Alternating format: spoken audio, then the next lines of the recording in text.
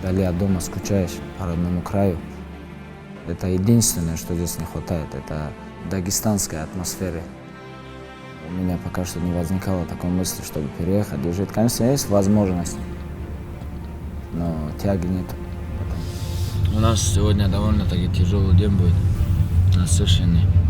Мы сейчас едем на стадион, у нас утренняя пробежка, отработка, ускорение. Потом приходим, завтрак, отдых, 2-3 часа и обедаем. Основная часть тренировок дня – это спарринги. Итого получается 5 часов тренировок в день.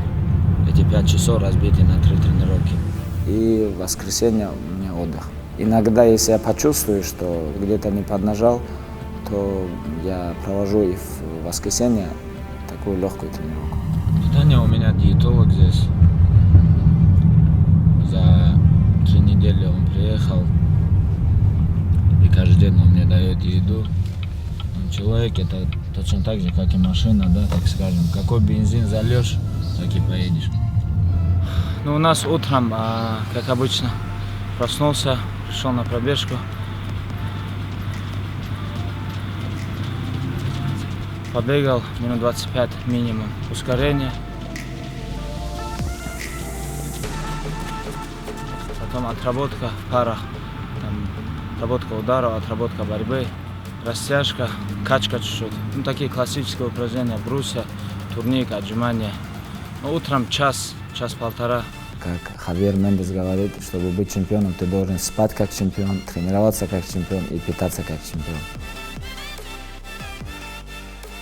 Мы сейчас находимся в Сан-Хосе, штат Калифорния, в зале American Kickboxing Academy. Продолжаем тренироваться к бою.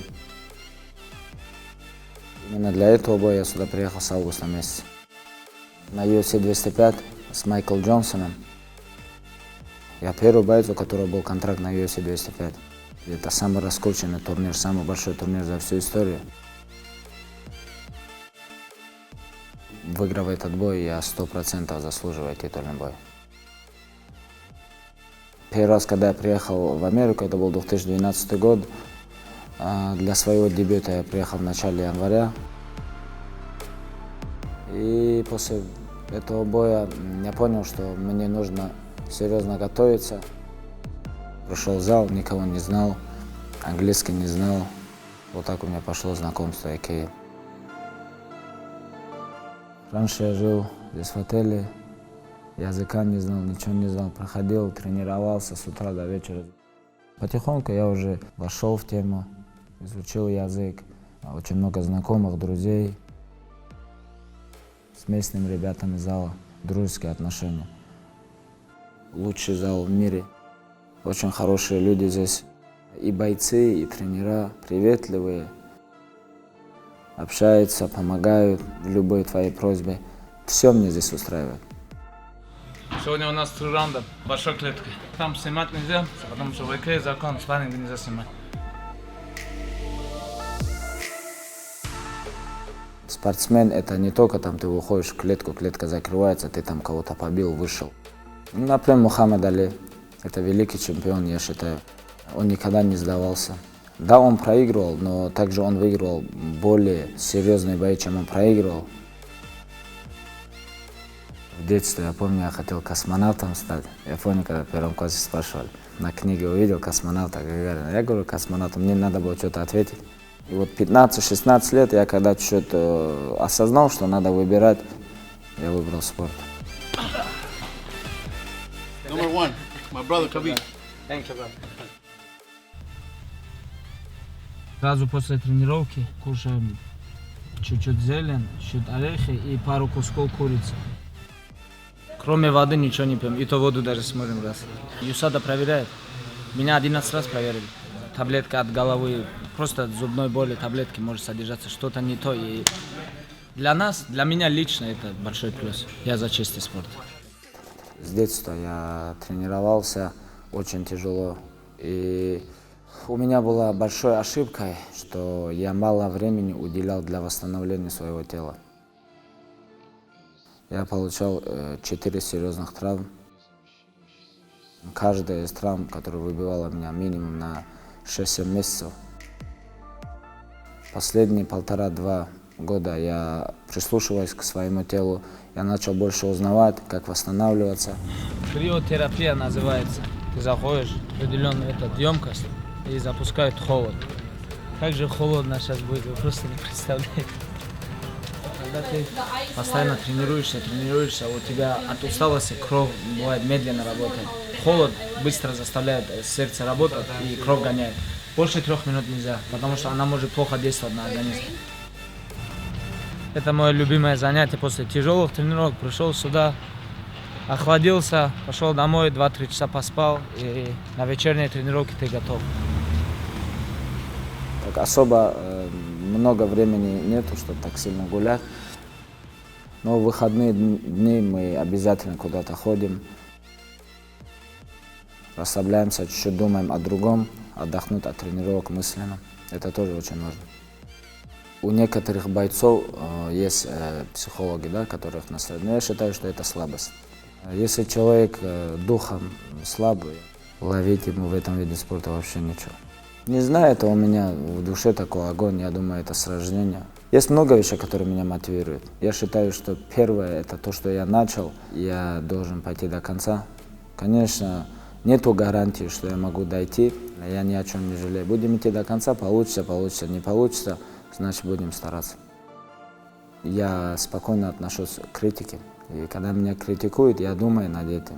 А основном у меня самый большой критик — это отец. Вот после Тибао я позвонил ему, радостно звонил, выиграл туда-сюда. Первое, что он мне сказал, он сразу сделал замечания по бою, которые были ошибки у меня. Я люблю, когда меня критикуют, и если критикуют, значит есть минусы тоже. Человек не может быть идеальным, все мы совершаем ошибки. Проиграй, никто не придет.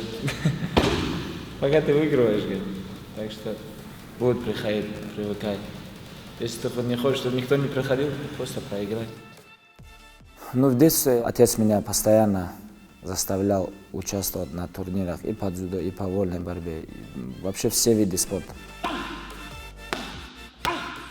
В детстве я очень много проигрывал. Я даже помню, за 1 неделю, за 10 дней я проиграл 3 турнира по дзюдо. Я говорю, зачем ты меня пихаешь туда? Я проигрываю. Я только начал дзюдо заниматься.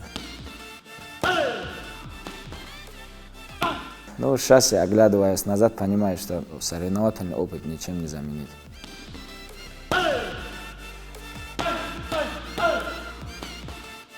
Когда тебе 17 лет, ты только тренируешься, думаешь, что ты уже взрослый, и приходилось много драться. Потом со временем отец уже стучал по голове дома, не пускал драться, потому что он мне говорил, ты не можешь драться с другими, потому что ты тренируешься с профессионалами, ты можешь нанести серьезный ущерб другим. И если это все использовать на улице против незнающего человека, это может очень серьезно обернуться. Спорт меня научил дисциплине, быть честным перед собой. Я тренировался в вольной борьбе, я тренировался по дзюдо, я тренировался в боевом самбо. И вот в боевом самбо, когда у меня пошло, я понял, что вот смешанное это мое. Вот, когда бьют, бросают, душат, думаешь, где нужно дух включать.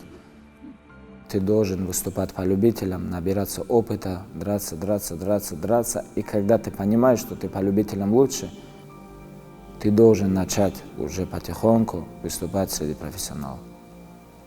Ты должен минимум 200-250 раз подраться по любителям, чтобы выйти уже готовым на профессиональном уровне. Это тот путь, который я прошел. Я себя не считаю великим чемпионом, но определенно я мог бы им стать, я думаю, потому что у меня есть все для этого.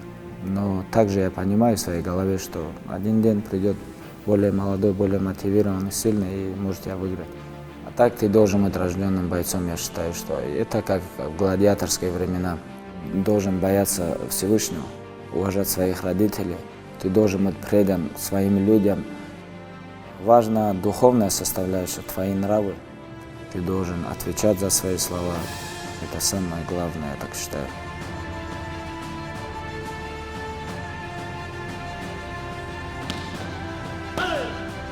Я, например, чувствую, что у меня очень много болельщиков. Где бы я ни находился, я чувствую эту поддержку. Просто хочу поблагодарить их всех за это. Khabib.